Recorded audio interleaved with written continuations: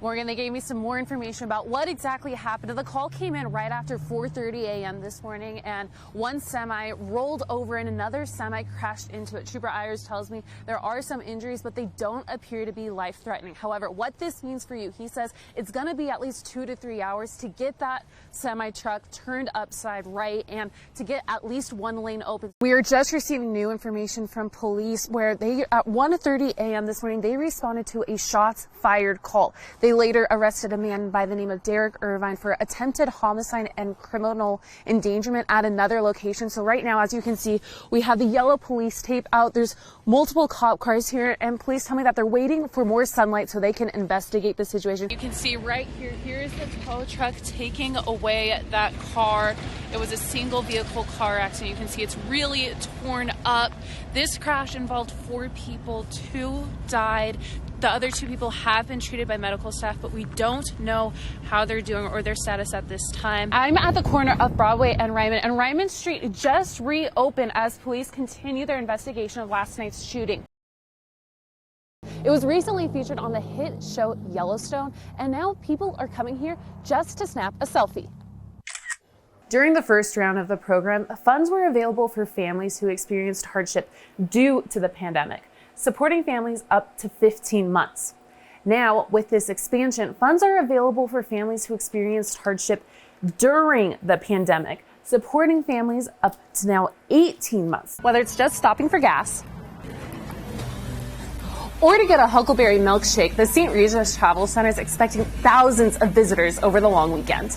Morgan, I spoke with the folks over at the Montana Brewers Association, and they tell me it's not just one thing that makes Montana beers so special. It's all of these different aspects, like the size of the industry, the role local growers play within the industry, the community around Montana's beer scene, and then the variety, how each brewery is unique and how it fits into the local scene of its community. I have 24 school lunches here because that's how many students both Lowell and Franklin Elementary are from qualifying for a program that would allow every student to receive both free breakfast and a lunch without any added paperwork. Matthew Murphy's achieved a big success in New York. His work is plastered on billboards and posters, advertising different Broadway shows in Times Square. Now, you don't have to visit New York in order to see his work. All you have to do is send out some mail. The USPS approached Matthew about the collection. In 2015, the Montana Department of Justice tracked 7 cases of human trafficking. Last year, that number jumped to 68 cases, which is an 871% increase. I want to show you this because it is so quiet. Last night was before my original flight. It was supposed to take off at 5:40 p.m.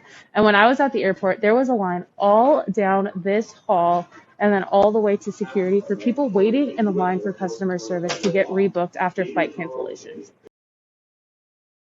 See you, Orville. See you tomorrow. Yellowstone Scouts first approached Ruby's Cafe owner Brenda Hallis back in 2020, asking to use her local diner for a scene. She agreed, and the crew went ahead with renting out Ruby's for a whole day's shoot. They even hired a local cleaning crew to get the cafe back in tip-top shape after they were done. They took pride in their work. They cared about the building they were using. They cared about the fact that this wasn't their property. They took very well care of it. They worked their buns off, those people.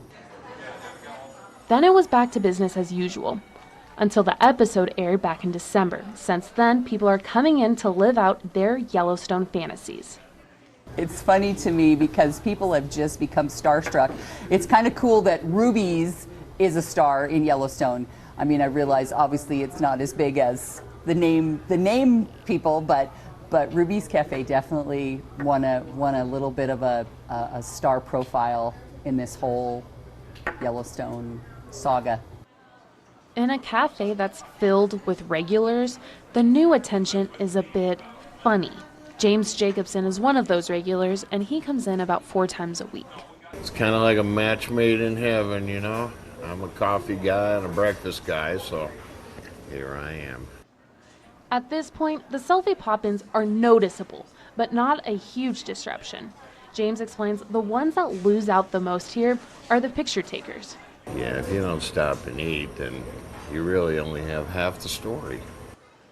Overall, the Ruby's community is grateful for the love and would have the cafe back on Yellowstone in a heartbeat. I probably burn myself a handful of times a week. Javier Gonzalez-Graybill studies culinary arts, business management, and entrepreneurship through the Honors College at the University of Montana, earning a 4.0 along the way. It's that reminder of home, the sense of like your grandparent. Having a bakery or a pastry or a baked good can always take you somewhere. That was a good memory. On top of school, he mixes in filling custom cake orders, planning campus events as a student life activity coordinator, and overseeing the Iris Coffee Bar. He is on time, positive attitude. I mean, he's here at the crack of dawn. He has such a high work ethic. While it may sound like Javier has it all figured out, his success hasn't always come easy. So I'd bake, and when I was locked up, I would create things, no baked goods, just with what we had. Javier struggled with addiction and ended up in prison for 9 months. The creations he started there gave him inspiration for a better future.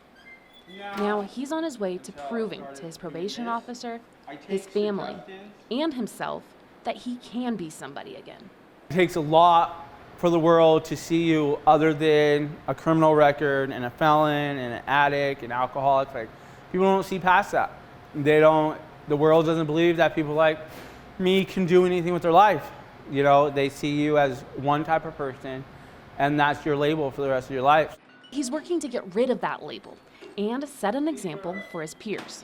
And he's just showing that, you know, his passion, that he's pursuing his passion. That passion has helped him maintain his sobriety. And while everything he's taken on can be overwhelming, the support from his family and the university helps. Things are happening, and try to act like it's all good, but it's super emotional and just like kind of hard to handle, but I'm okay with it. Like, I'm okay with me. I got to shadow one Olympian as he prepares for next month's games. Meet Charles Whitcomb.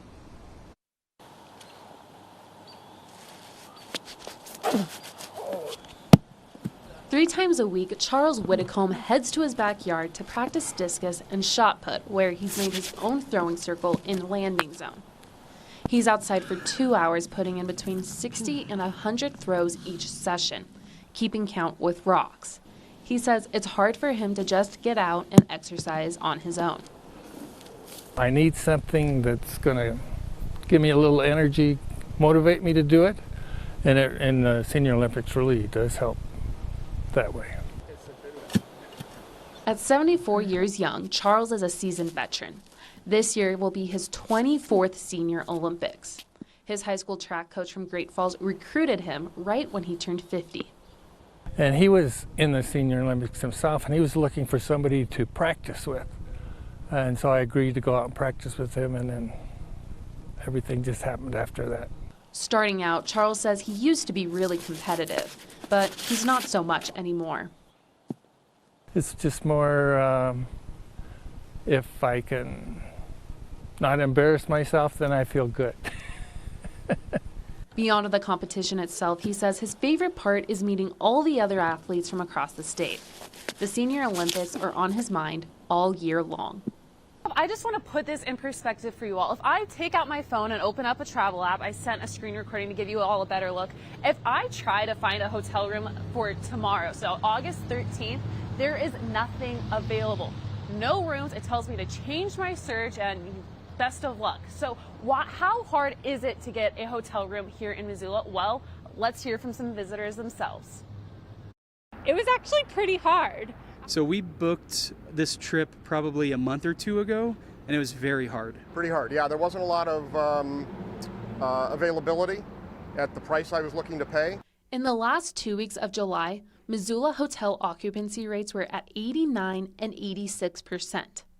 While yes, Montana has been discovered, the worker shortage is also having an impact. The executive director at Destination Missoula explained hotels are having a hard time finding workers like housekeepers and maintenance people. So just because there are guests who need a place to stay, the hotels don't have enough staff to turn the rooms, so they end up not offering all the rooms. AC Hotel Assistant General Manager Joseph Gary has been helping out the housekeepers with laundry and cleaning rooms. He says it's been like this all summer. And that's a town. That's not just these two hotels. I mean, Missoula is sold out. It's just sold out. So if you're planning to travel or have visitors, what can you do?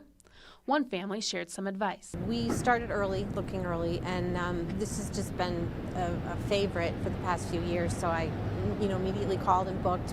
That's right. Book early and be patient.